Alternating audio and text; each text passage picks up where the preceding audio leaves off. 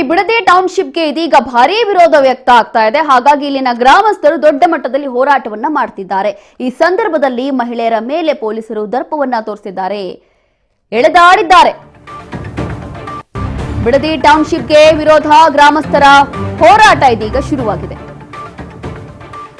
ಪ್ರತಿಭಟನಾಕಾರರ ಮೇಲೆ ರಾಮನಗರ ಪೊಲೀಸರ ದರ್ಪ. ಈ ಸಂದರ್ಭದಲ್ಲಿ ಮಹಿಳೆಯನ್ನ ಎಳೆದಾಡಿದ್ದಾರೆ, ಪೊಲೀಸರು ದೌರ್ಜನ್ಯವನ್ನ ಮಾಡಿದ್ದಾರೆ. ಶಾಸಕ ಎಚ್.ಸಿ. ಬಾಲಕೃಷ್ಣ ಎದುರಲ್ಲೇ ಖಾಕಿ ದರ್ಪ ತೋರಿಸಿರುವಂತದ್ದು.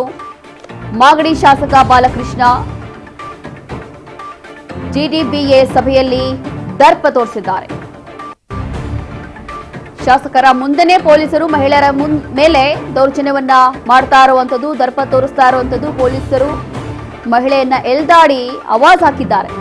ಪೊಲೀಸರ ವಿರುದ್ಧ ರೈತ ಮಹಿಳೆ ಜಯಮ್ಮ ಆಕ್ರೋಶವನ್ನು ಹೊರಹಾಕಿದ್ದಾರೆ. ರಾಮನಗರದ ಕಂದಾಯ ಭವನದಲ್ಲಿರುವಂತಹ ಜಿಬಿಡಿಎ ಕಚೇರಿಯಲ್ಲಿ ನಡೆದಿರುವಂತಹ ಹೈಡ್ರಾಮಾ ಇದು. ಈ ಒಂದು ದೃಶ್ಯಗಳಲ್ಲಿ ನೋಡ್ತಾ ಇದ್ವಿ ಯಾವ ರೀತಿಯಾಗಿ ಪೊಲೀಸರು ವರ್ತಿಸ್ತಾ ಇದ್ದಾರೆ ಅಂತ ಹೇಳಿ. ಅದರಲ್ಲೂ ಕೂಡ ಶಾಸಕರ ಮುಂದೆ ಬಿಡದಿ ಟೌನ್ಶಿಪ್ಗೆ ವಿರೋಧ ವ್ಯಕ್ತ ಆಗ್ತಾ ಇತ್ತು. ಈ ಸಂದರ್ಭದಲ್ಲಿ ನಡೆದಿರುವಂತಹ ಡ್ರಾಮಾ ಇದು. ಮತ್ತೊಂದು ಕಡೆ ಶಾಸಕರು ಮುಂದೆನೇ ಇದ್ದಾರೆ, ಆದರೂ ಕೂಡ ಶಾಸಕರು ಏನು ಮಾಡ್ಕೊಂಡಿಲ್ಲ, ಏನು ಇಲ್ಲ. ಅವ್ರ ಮುಂದೆನೇ ಈ ರೀತಿಯಾಗಿ ಪೊಲೀಸರು ದರ್ಪವನ್ನ ತೋರಿಸಿದ್ದಾರೆ. ನ್ಯಾಯ ಕೇಳೋಕೆ ಬಂದವರ ಮೇಲೆ ಇದೆಂತ ದೌರ್ಜನ್ಯ, ನಮ್ಮ ಭೂಮಿ ನಮ್ಗೆ ಕೊಡಿ ಅಂತ ಕೇಳಿದ್ದೆ ತಪ್ಪಾಯ್ತಾ? ಹಾಗಾದ್ರೆ ಶಾಸಕರ ಎದುರು ಮಾತಾಡಿದ ಮಹಿಳೆಯನ್ನ ಎಳೆದಾಡಿ ದರ್ಪ ತೋರಿಸಿದ್ದಾರೆ ಪೊಲೀಸರು. ಯಾಕೆ ಪ್ರತಿ ಬಾರಿ ಮಹಿಳೆಯರ ಮೇಲೆ ಈ ರೀತಿಯಾದಂತ ದರ್ಪ ಯಾಕೆ? ಅದರಲ್ಲೂ ಕೂಡ ಶಾಸಕರ ಮುಂದೆ ಏನ್ ಪ್ರಯೋಜನ? ಹಾಗಾದ್ರೆ ಶಾಸಕರಲ್ಲೇ ಇದ್ದು ಮಹಿಳೆ ಮೇಲೆ ದೌರ್ಜನ್ಯ ಮಾಡಿದ್ದಾರೆ ಪೊಲೀಸರು.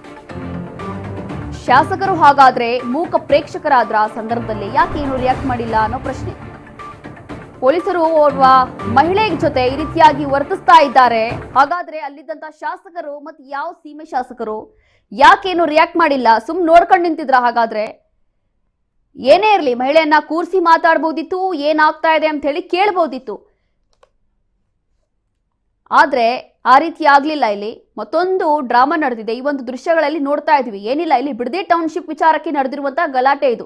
ಕಾರಣ ಏನು ಅಂತಂದ್ರೆ, ಬಿಡದಿ ಟೌನ್ಶಿಪ್ ನಲ್ಲಿ ಒಂದಷ್ಟು ಈಗಾಗಲೇ ಹಲವು ರೈತರ ಭೂಮಿಯನ್ನ ಈಗಾಗಲೇ ಭೂಸ್ವಾಧೀನ ಮಾಡ್ಕೊಂಡಿದೆ ಸರ್ಕಾರ.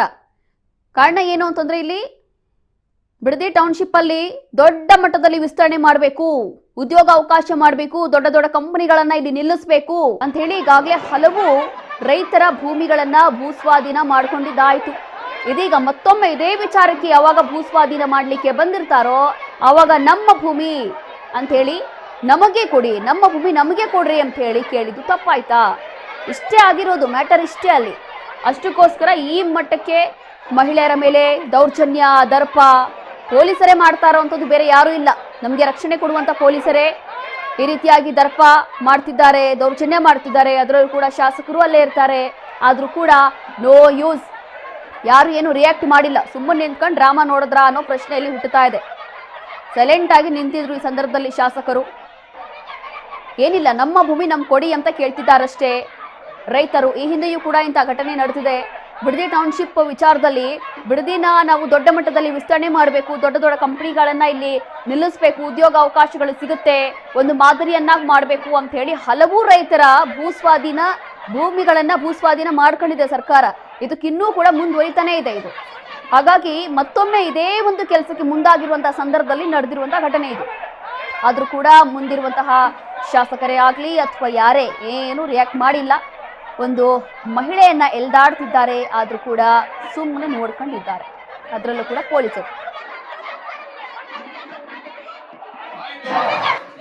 ನಾವೇನ್ ಇವ್ರ ಹತ್ರ ಬಂದಿ ಕೈ ಚಾಚಿ ನಮ್ಗೇನ್ ಊಟ ಹಾಕ್ತಾ ಬಂದೆ ಕೇಳೋಣ. ಅದೇ ನಾವ್ ರೈತರು, ನಮ್ಮ ಮನೆ ತಕ್ಕ 50 ಆಳ್ಬಾರ್ದು 100 ಆಳ್ಬಾರ್ದು ನಾವು ಊಟ ಹಾಕ್ತಿವಿ. ನಮ್ಗೇನ್ ಅದ್ರಿಂದ ಸಮಸ್ಯೆ ಇಲ್ಲ. ಅದು ಇನ್ನೇನ್ 1 ವರ್ಷ ಇದಕ್ಕೆ ಕರೆಕ್ಟ್ ಆಗಿ ಧರ್ಮ ಮಾಡಕ್ ನಿಂತ್ಕೊಂಡು ಇವತ್ತು ನಾವು ಇದು ಬಂದವರಲ್ಲ ಕೇಳ್ಬಿಡೋಣ. ಏನ್ ಕೇಳಕ್ ಬಂದಿದೀವಿ ಅಂದ್ರೆ, ಈಗ ಅವತ್ತಿಂದ ಯಾರು ಬಂದ್ ನಮ್ಗೆ ಕೇಳಿದ್ವಲ್ಲ, ಇದು ಬಾಲಕೃಷ್ಣ ಬರ್ತಾವ್ರೆ, ನಮ್ ಬೇಡ ಅಕ್ಕ ಇರು, ಯಾರ ಇರೋ ಮಾಡ್ತೀವಿ ಅನ್ನೋರು ಮಾಡ್ಕೊಳ್ರಿ, ನಮ್ಮ ಬ್ಯಾಕ್ ಆಗಿಲ್ಲ ನಮ್ಗೆ. ನಾವು ಧರ್ನೆ ಮಾಡಕ್ ಕೂತಿದೀವಿ ಅವಾಗಿಂದ. ನಮ್ ಜಮೀನ್ ನಾವ್ ಕೊಡಲ್ಲ ಅಂತ ಹೇಳ್ತಾ ಇದೀವಿ ಅಂತ ನಾವ್ ಕೇಳ್ಕೊಂಡ. ಕೇಳೋಷ್ಟು ಕೇಳಿದ್ರು ಯಾವ ಅಧಿಕಾರಿಯಿಂದ ಬರ್ಲಿಲ್ಲ, ಯಾವ ಜಿಲ್ಲಾಧಿಕಾರಿಯಿಂದ ಬರ್ಲಿಲ್ಲ. ಏನಂದ್ರೆ ಆಯ್ತು ಹೋಗಮ್ಮ ಅಂತ ಹೇಳಿದ್ರು ಅವ್ರು. ಈ ಪೊಲೀಸರು ಅದೇದಿ ಬಿಡ್ತಾರೆ, ನಾವ್ ಕೇಳಕ್ಕೆ ಅದೇದಿ ಬಿಡ್ತಾರೆ. ಅವ್ರು ನಮ್ಮಂತೆ ರೈತರಲ್ವಾ, ಅವ್ರು ನಾವು ಗೆದಿ ಸಮಯ ಕೊಡ್ತಾ ಇರೋದು, ನಾವು ಏನ್ ಅನ್ನಾಗ್ತಾ ಇರೋದು ಅವ್ರಿಗೆ. ನಮ್ಗೆ ಯಾಕೆ ರೈತರಿಗೆ ಇಷ್ಟ ಹಿಂಸೆ ಕೊಡ್ತಾರೆ? ನಾವೇನ್ ಇವ್ರ ಹತ್ರ ಬಂದು ಕೈ ಚಾಚಿ ನಮ್ಗೇನ್ ಊಟ ಹಾಕ್ತಪ್ಪ ಅಂತ ಕೇಳಲ್ಲ. ಅದೇ ನಾವು ರೈತರು, ನಮ್ಮ ಮನೆ ತಕ್ಕ 50 ಆಳ್ ಬರ್ದಿ 100 ಆಳ್ ಬರ್ದಿ ನಾವು ಊಟ ಹಾಕ್ತಿವಿ. ನಮ್ಗೆ ನೋಡಿ, ಸರ್ಕಾರ ಹಾಗೂ ಶಾಸಕ ಬಾಲಕೃಷ್ಣ ವಿರುದ್ಧ ಧಿಕ್ಕಾರಗಳನ್ನ ಕೂಗಿ ಮಹಿಳೆಯರು, ರೈತರು ಆಕ್ರೋಶವನ್ನ ಹೊರಹಾಕಿದ್ದಾರೆ.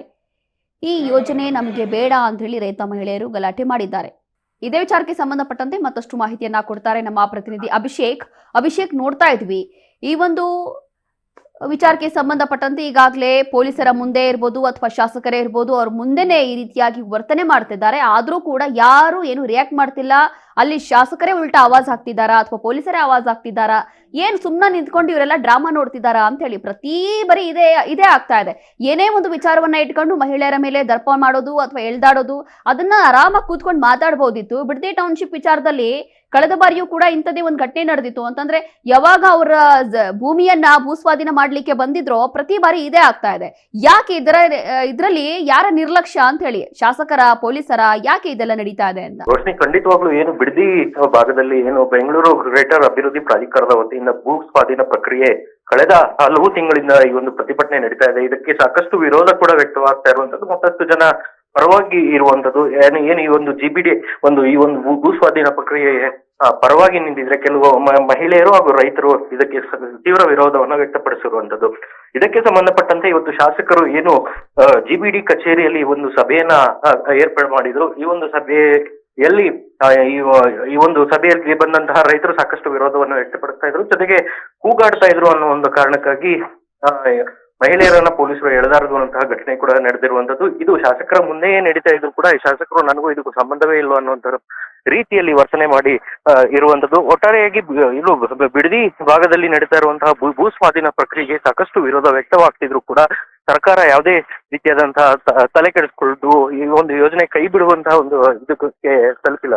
ನಡೀತಾ ಇರುವಂತಹ ಹೋರಾಟ ಇದೇನು ಹೊಸ ವಿಚಾರ ಇಲ್ಲ. ಆದ್ರೂ ಕೂಡ ಒಂದು ಕಡೆ ಈ ಹಿಂದೆಯೂ ಕೂಡ ನಡೆದಿರುವಂತಹ ಘಟನೆ ನೋಡೋದಾದ್ರೆ, ಜಿಬಿಯ ವ್ಯಾಪ್ತಿಯಲ್ಲಿ ಯಾವೆಲ್ಲ ಈ ಒಂದು ಭೂ ಸ್ವಾಧೀನ ಮಾಡುವಂಥದ್ದು ಅಥವಾ ಬಿಡದಿ ಟೌನ್ಶಿಪ್ ಅಂತಂದ್ರೆ ಬಿಡದಿಯನ್ನ ಏನೋ ಒಂದ್ ರೀತಿಯಾಗಿ ವಿಸ್ತರಣೆ ಮಾಡಬೇಕು ಅಥವಾ ಇಲ್ಲೇನೋ ದೊಡ್ಡ ಮಟ್ಟದಲ್ಲಿ ಕಂಪನಿಗಳನ್ನ ನಿರ್ಮಾಣ ಮಾಡಬೇಕು ಅಂತ ಹೇಳಿ ಎಲ್ಲೋ ಒಂದ್ ರೀತಿ ರೈತರೇನಾದ್ರೂ ಬಲಿ ಆಗ್ತಾ ಇದ್ದಾರಾ ಈ ನಡುವೆ ಅಂತ?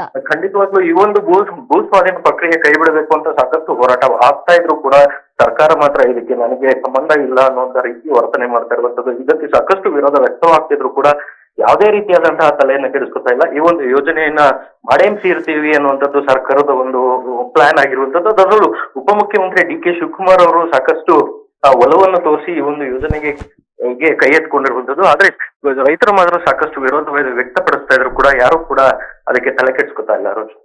ಎಸ್, ಥ್ಯಾಂಕ್ ಯು ಅಭಿಷೇಕ್ ನಿಮ್ಮೆಲ್ಲ ಮಾಹಿತಿಗಾಗಿ.